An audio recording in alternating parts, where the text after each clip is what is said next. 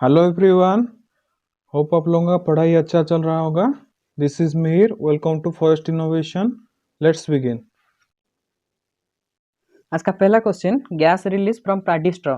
जो paddy straw होता है उससे जो गैस रिलीज होता है, कौन सा गैस रिलीज होता है, वो है मीथेन। ठीक है, इसका बहुत बड़ा कंट्रीब्यूशन रहता है ग्लोबल वार्मिंग के लिए। फिर चलते हैं next question, the technical name of earth summit. जो अर्थ समिट हुआ था 1992 में रियो डी जेनेरो में, तो वहाँ पे जो समिट हुआ था उसको वो किस नेम से फेमस है, वो है CBD। ठीक है, कन्वेंशन ऑन बायोलॉजिकल डाइवर्सन। ठीक है, और दूसरा चीज़ है जो हिल्किंसन कन्वेंशन। ठीक है, ये हुआ था protection of marine environment of Baltic sea area. ठीक है, ये हुआ था 1992 में, वही सेम ईयर में। फिर नेक्स्ट जो है G15 समिट, ये हुआ था 2012 में। वो डेवलपिंग कंट्रीज का कोऑपरेशन के लिए इन श्रीलंका। और मॉन्ट्रियल प्रोटोकॉल हुआ था 1987 में। ठीक है, ओजोन लेयर डिप्लीशन के लिए। तो यहाँ पे आगे चलते हैं। फिर खुश oil extracted from vetiver zizanioides. ठीक है, फिर आगे चलते हैं, which of this is a non coppicer. इनमें से कौन सा नॉन कॉपीसर है। ठीक है, डालबर्जिया और अल्बिजिया, ये दोनों तो हाईली कॉपीसर है। ठीक है, वेल कॉपीस इनसे निकलता है। फिर सैलिक्स में पता है यहाँ पे पोलार्डिंग बहुत अच्छा होता है। ठीक है, तो इसका कॉपीसिंग पावर भी गुड है। और तो बच गया कौन, वो है सेड्रस वगैरह। ठीक है, सेड्रस वो एक कोनिफर है ना। ठीक है, तो जितना भी कोनिफर्स रहता है उनमें कॉपीसिंग बहुत ही कम देखने को मिलता है। ठीक है, इनका कॉपीसिंग पावर बहुत कम होता है। Next question, C N ratio is major of. जो सी एन रेशियो है वो किसका मेजर करता है। ठीक है, तो वो नाइट्रेट स्टेटस का मेजरमेंट करता है। नाइट्रेट स्टेटस जो सॉइल में होता है उसका मेजरमेंट करता है सी एन रेशियो। ठीक है, फिर आगे चलते हैं, the primary process of blocking in a field. जो फील्ड कोई भी हम अगर डिजाइन करते हैं तो उसमें हम अडॉप्ट करते हैं ब्लॉकिंग सिस्टम। ठीक है, उसको कुछ ब्लॉक में डिवाइड कर लेते हैं। तो वो किस लिए करते हैं। ठीक है, तो वो होता है एक्सपेरिमेंटल एरर जो है उसको कम करने के लिए ब्लॉकिंग किया जाता है। ठीक है, फिर चलते हैं नेक्स्ट क्वेश्चन की तरफ। The error degree of freedom of 7 treatments laid in Latin square design. ठीक है, जो लैटिन स्क्वायर डिजाइन है उसका जो एरर डिग्री ऑफ फ्रीडम है उसको कैसे निकालते हैं, T1 - 1 इंटू T-2। ठीक है, T-1 इंटू T-2 ऐसा करके निकालते हैं। तो उसको अगर हम यहाँ पे डालते हैं, 7 - 1 हो गया 6, 7 - 2 हो गया 5, 6 इंटू 5 30। ठीक है, तो ये आंसर हो गया 30। फिर चलते हैं नेक्स्ट क्वेश्चन की तरफ, most resistant compound for degradation.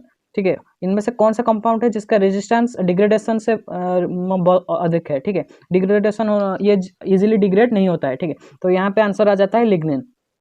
फिर चलते हैं नेक्स्ट क्वेश्चन की तरफ, the current sequence for nitrogen mineralisation. जो नाइट्रोजन का मिनरलाइजेशन होता है उसका करेंट सीक्वेंस क्या है। ठीक है, तो उसका करेंट सीक्वेंस है, पहले अमीनो एसिड होता है, फिर वो डिकम्पोज होता है, डिग्रेड होता है, फिर वो अमोनियम में कन्वर्ट होता है, फिर जो अमोनियम है फिर वो नाइट्रेट में कन्वर्ट होता है, नाइट्रेट में, फिर वो लास्ट अल्टीमेटली नाइट्रेट में कन्वर्ट होता है। और जो नाइट्रेट फॉर्म होता है वो प्लांट ऑब्जर्वेबल फॉर्म होता है। ठीक है, उसी फॉर्म में ही प्लांट ऑब्जर्व कर लेता है। ठीक है, फिर चलते हैं नेक्स्ट क्वेश्चन की तरफ, if a microorganism have their body CN ratio 6:1, then what will be the exact value of substrate। ठीक है, substrate का CN रेशियो तब क्या होगा अगर एक माइक्रो ऑर्गेनिज्म का बॉडी का CN रेशियो है 6:1। तो यहाँ पे एक चीज याद रखने का है, CN रेशियो माइक्रो ऑर्गेनिज्म जितना भी हो उसको उतना सबस्ट्रेट चाहिए। वो क्या होता है ना, उसका बॉडी का 2 टाइम्स। ठीक है, 2 टाइम्स एनर्जी चाहिए और 1 टाइम बॉडी मेंटेनेंस चाहिए। ठीक है, तो ये टोटल हो गया 3 पार्ट। ठीक है, 2 पार्ट एनर्जी, 1 पार्ट मेंटेनेंस, तो टोटल हो गया 3 पार्ट। अगर 6.1 को हम 3 से मल्टीप्लाई करें तो आ जाता है 18.1, 18:1। तो यहाँ पे आंसर आ जाएगा 18:1। ठीक है, अगर हाँ यहाँ पे अगर CN रेशियो 8:1 होता तो आंसर कितना होता वो कमेंट में लिखना है। ठीक है, फिर चलते हैं नेक्स्ट क्वेश्चन की तरफ, which among the following is a constant value. ठीक है, तो इनमें से कौन सा कांस्टेंट वैल्यू है, ब्लॉक डेंसिटी, पार्टिकल डेंसिटी और पोरोसिटी। ये तीनों तो डिपेंड करता है उसका पोर स्पेस कितना है, उसका पार्टिकल डेंसिटी कितना है, ये सब पर डिपेंड करता है। ठीक है, लेकिन विस्कोसिटी एक फ्री मतलब कांस्टेंट वैल्यू है फॉर ईच सब्सटेंस। ठीक है, फिर आगे चलते हैं नेक्स्ट क्वेश्चन की तरफ, if at some altitude temperature abruptly increases instead of decreasing, इसको क्या बोलते हैं। ठीक है, तो ये इस प्रोसेस को बोलते हैं इन्वर्सन। ठीक है, अगर ऑल्टीट्यूड बढ़ता है तो जनरली टेम्परेचर घटता है। ठीक है, तो इस प्रोसेस को बोलते हैं लैप्स रेट। अगर कुछ टाइम के बाद जब हम देखते हैं जब ट्रोपोस्फियर खत्म होकर फिर स्ट्रेटोस्फियर शुरू हो जाता है तो ये इन्वर्सन हो जाता है। ठीक है, इसका टेम्परेचर घटने के बदले बढ़ने लगता है, तो ये हो गया इन्वर्सन। फिर चलते हैं नेक्स्ट क्वेश्चन की तरफ, which among the following monsoon in India. ठीक है, इनमें से कौन सा मानसून इंडिया में देखने को मिलता है, वो हो गया साउथ वेस्ट मानसून। ठीक है, साउथ वेस्ट मानसून इंडिया में देखने को मिलता है। ठीक है, फिर चलते हैं आगे, which growth regulator is responsible for apical dominance, इनमें से कौन सा एपिकल डोमिनेंस के लिए इंपॉर्टेंट है, ठीक है, रेस्पॉन्सिबल है। तो यहाँ पे जो होता है हमारा ऑक्सिन है, ठीक है, ऑक्सिन एपिकल डोमिनेंस को बहुत ही ज़्यादा प्रमोट करता है, ठीक है, क्योंकि जो एपिकल बर्ड होता है वो जनरली जो मेन स्टेम है, मेन स्टेम पे ही जो आता है सबसे टॉप में वो होता है एपिकल बर्ड, और साइड में जो बर्ड्स आता है वो होता है लैटरल बर्ड। तो जितना एपिकल बर्ड रहता है प्लांट का, उस वहाँ पे ही ऑक्सीजन फॉर्मेशन होता है जो कि नीचे बेसिपेटली मूवमेंट होकर रूट्स तक जाता है, ठीक है। तो वो अपनी ओरिजिन प्लेस जो है उसको ही ज़्यादा प्रमोट करता है, जो कि एपिकल डोमिनेंस शो करता है, ठीक है। इसके वजह से प्लांट में हाइट ग्रोथ भी अच्छा होता है और प्लांट जल्दी मतलब ग्रोथ उसका बहुत अच्छा रहता है, ठीक है। फिर नेक्स्ट क्वेश्चन आता है द लॉ ऑफ ऑप्टिमा। जो लॉ ऑफ ऑप्टिमा है वो किसने दिया था? ये दिया था ब्लैकमैन ने। उनने क्या बोला था ना, इस लॉ में ये बोला गया था जितना भी फिजियोलॉजिकल फेनोमेनन होता है उसका 3 कार्डिनल पॉइंट होता है, ठीक है, 3 उसका कार्डिनल पॉइंट होता है। एक होता है मिनिमम पॉइंट, एक होता है ऑप्टिमम पॉइंट, और लास्ट वन होता है मैक्सिमम पॉइंट, ठीक है। तो मिनिमम से कम और मैक्सिमम से ज़्यादा नहीं जा सकता है वो फिजियोलॉजिकल फेनोमेनन, ठीक है। और जो सबसे हाईएस्ट पॉइंट रहता है वो होता है ऑप्टिमम पॉइंट। ऑप्टिमम पॉइंट पे ही सबसे ज़्यादा फंक्शन देखने को मिलता है वो उस फिजियोलॉजिकल फेनोमेनन का, ठीक है। ये हो गया लॉ ऑफ लिमिटिंग फैक्टर और लॉ ऑफ ऑप्टिमम, ठीक है। और लेबिग ने क्या दिया था? लॉ ऑफ मिनिमम, ठीक है। लॉ ऑफ मिनिमम जो दिया था उसका ही ये लार्जर वर्सन है जिसको ब्लैकमैन ने दिया था लॉ ऑफ लिमिटिंग फैक्टर, ठीक है। फिर आगे चलते हैं। If A soil has EC more than 4, ESP क्या हो गया? एक्सचेंजेबल सोडियम परसेंट, ठीक है। एक्सचेंजेबल सोडियम परसेंट कितना हो गया? वो हो गया मोर देन 15, ठीक है। और पीएच हो गया लेस देन 8.5। तो ये क्या होता है, ठीक है, अगर पीएच मोर देन 8.5 होता तो ये हो जाता है सोडिक सॉइल, ठीक है। अगर यहाँ पे लेकिन सोडिक और अल्कली सॉइल, ठीक है, यहाँ पे पीएच लेस देन 8.5 है तो मे भी एसिडिक हो सकता है, सलाइन हो सकता है और सलाइन अल्कलाइन हो सकता है, ठीक है। फिर दूसरा चीज़ जो एक्सचेंजेबल सोडियम है, ठीक है, एक्सचेंजेबल सोडियम मोर देन 15 है, ठीक है। जो एक्सचेंजेबल सोडियम मोर देन 15 है तो ये यहाँ पे क्लियर कट मेंशन करता है सलाइन अल्कलाइन सॉइल। तो आंसर हो जाएगा सी और थर्ड ऑप्शन हो जाएगा। फिर आगे चलते हैं। When only furrows are opened for sowing of the seed, which type of tillage is हाँ, यहाँ पे क्या होता है, फॉरोज ओपन किया जाता है लेकिन सिर्फ सीड सोइंग के लिए, ठीक है। तो ये कौन सा टाइप का टिलेज होता है? वो ये होता है जीरो टिलेज, ठीक है। तो इसमें सिर्फ सीड सोइंग करने के लिए फॉरो किया जाता है और दूसरा कुछ भी रीजन के लिए फॉरो नहीं किया जाता है, कोई भी टिलेज प्रैक्टिसेस नहीं किया जाता। स्टबल मल्च टिलेज क्या होता है? स्टबल मल्च कोई भी क्रॉप हार्वेस्ट कर देने के बाद उसका रूट पोर्शन रह जाता है वहाँ पे ना, रूट रहता है, सूट रहता है, तो उसी के साथ ही उसको मल्च की तरह यूज़ किया जाता है, फिर उसके साथ ही टिलेज किया जाता है, ठीक है। इसको बोलते हैं स्टबल मल्च सिस्टम। ये थोड़ा सा एडवांस सिस्टम है। और मिनिमम टिलेज में भी वही सिर्फ इसमें जो प्राइमरी टिलेज होता है वो नहीं किया जाता है, सिर्फ सेकेंडरी टिलेज किया जाता है only for seed and fertiliser, ठीक है। और कन्वेंशनल टिलेज में तो प्राइमरी सेकेंडरी दोनों किया जाता है, एक दो बार उससे भी ज़्यादा टाइम टिलेज किया जाता है, ठीक है। फिर नेक्स्ट चलते हैं। एवरीथिंग एल्स में वेट बट नॉट एग्रीकल्चर, ये स्टेटमेंट किसने दिया था? ठीक है, ये स्टेटमेंट हमारा फर्स्ट प्राइम मिनिस्टर जो थे पंडित जवाहरलाल नेहरू उनके द्वारा दिया गया था, ठीक है। फिर चलते हैं नेक्स्ट क्वेश्चन की तरफ। The contribution of agriculture in GDP is continuously decreasing, ये क्यों हो रहा है? जीडीपी में जो कंट्रीब्यूशन एग्रीकल्चर का है वो घटता जा रहा है क्योंकि लोगों का जो dependency on direct dependency on agriculture वो कम हो रहा है, ठीक है। तो dependency on agriculture is decreasing, ठीक है। तो लोग इन्वॉल्वमेंट नहीं हो रहे हैं एग्रीकल्चर में, इस वजह से जीडीपी घट रहा है। फिर नेक्स्ट क्वेश्चन चलते हैं। Minamata disease, Minamata disease is caused by toxicity of, किस टॉक्सिसिटी की वजह से मीनामाटा डिजीज होता है? तो ये होता है मर्क्यूरी में। तो ये फर्स्ट कहाँ पे देखने को मिला था? तो इसको लिखना है कमेंट में, ठीक है। फिर चलते हैं नेक्स्ट क्वेश्चन की तरफ। Methane emission mostly occur in, जो मिथेन एमिशन होता है वो कहाँ से सबसे ज़्यादा होता है? वो होता है राइस फील्ड से, ठीक है।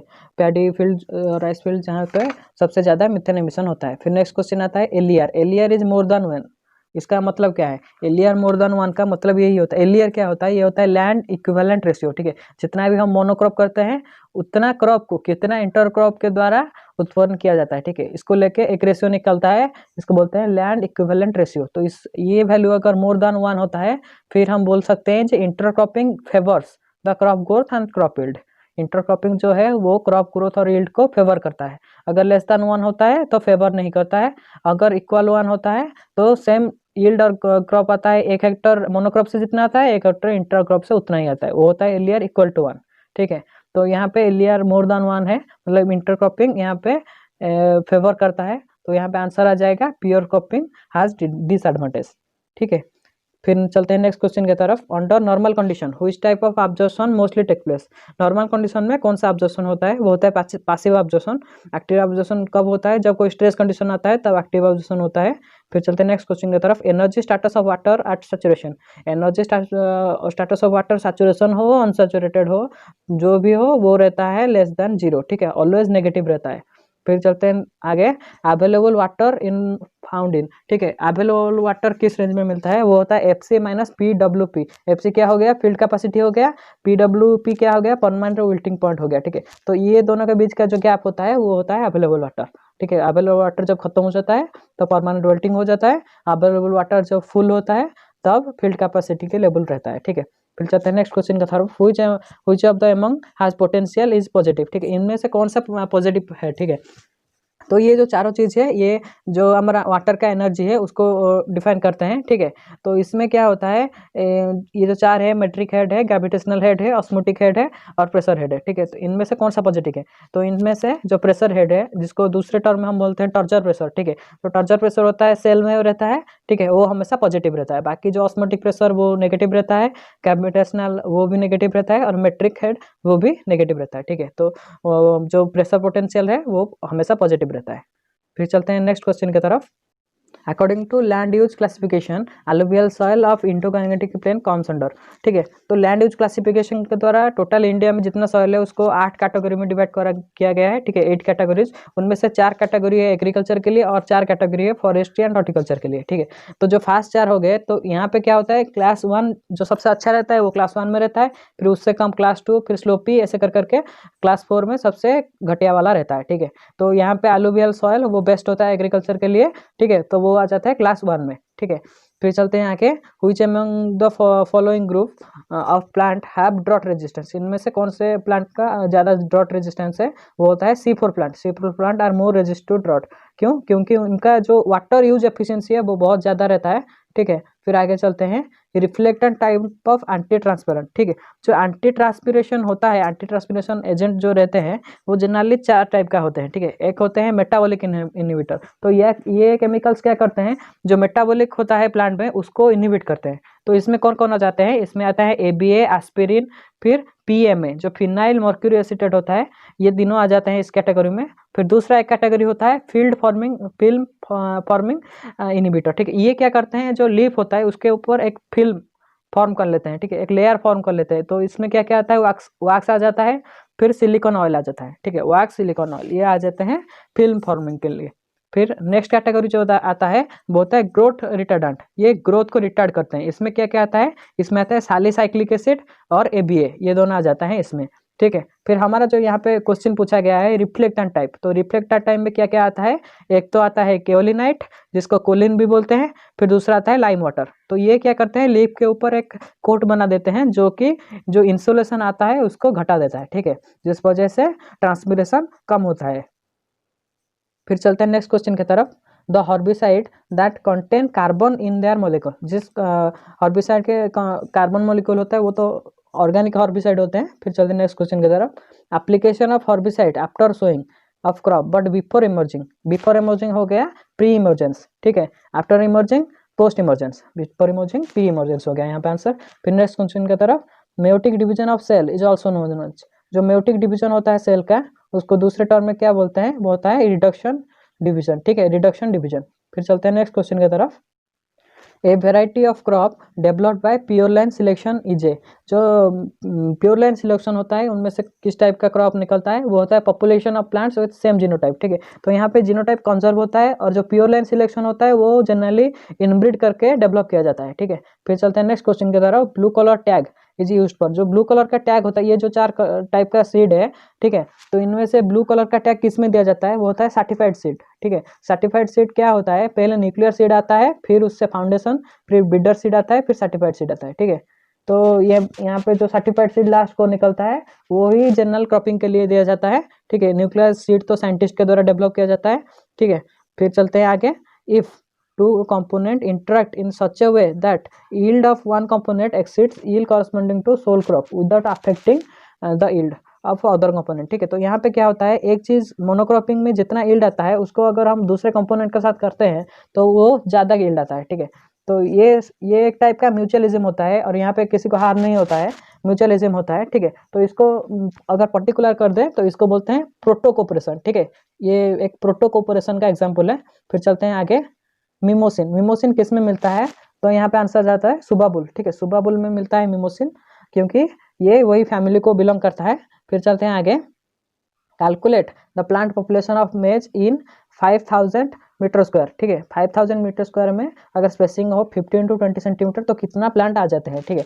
तो यहाँ पे स्पेसिंग को थोड़ा सा मीटर में कन्वर्ट कर लेते हैं, तो यहाँ पे आ जाता है 0.5 इंटू 0.2, ठीक है। तो ये आ जाता है 0.1। तो 5000 metre square divided by 0.1 metre square, तो ये आ जाता है 50,000। तो 50,000 प्लांट आ जाते हैं हमारा इतना एरिया में। फिर चलते हैं आगे। 1% इज इक्वलेंट टू, जो 1% होता है वो किसका इक्वलेंट होता है? वो होता है 1% मीन्स हो गया 1/100। तो इनमें से ppm 1 ppm होता है 10⁻⁻6, ठीक है। तो यहाँ पे अगर 10,000 हम यहाँ पे ले जाते हैं तो इंटू 10⁻⁻6 तो आ जाता है 1%, ठीक है। तो आंसर थर्ड ऑप्शन यहाँ पे आंसर आ जाएगा। फिर चलते हैं नेक्स्ट क्वेश्चन की तरफ। जो काम सिस्टम होता है वो कहाँ पे प्रिविलेंट होता है, ठीक है। तो यहाँ पे आंसर आता है पाइनएप्पल। पाइनएप्पल में काम टाइप का साइकिल देखने को मिलता है। ये जो पहले बोला था C3 C4 काम, ठीक है। तो यहाँ पे काम टाइप का मिलता है पाइनएप्पल में। फिर नेक्स्ट क्वेश्चन है अकोइची डिजीज राइस में जो दिखने को मिलता है वो किस वजह से दिखने को मिलता है? वो होता है H2S पॉइजनिंग। H2S पॉइजनिंग की वजह से अकोई डिजीज दिखने को मिलता है। फिर नेक्स्ट क्वेश्चन आ जाता है design is suitable when fertility gradient is in 2 direction, ठीक है। जो फर्टिलिटी ग्रेडियंट को अगर 2 डायरेक्शन में लिया जाता है तो यहाँ पे क्या आ जाता है आंसर? वो आता है लैटिन स्क्वायर डिजाइन, ठीक है। लैटिन स्क्वायर डिजाइन में 2 वे में देखने को मिलता है ये जो फर्टिलिटी ग्रेडियंट, ठीक है। ठीक है, तो अगर हमारा वीडियो आपको अच्छा लगा तो लाइक कीजिए, सब्सक्राइब करिए चैनल को और शेयर कीजिए। अगर आपका कुछ और चाहिए नया कुछ चीज़ तो आप कमेंट बॉक्स में ज़रूर बताइए, ठीक है। Thank you.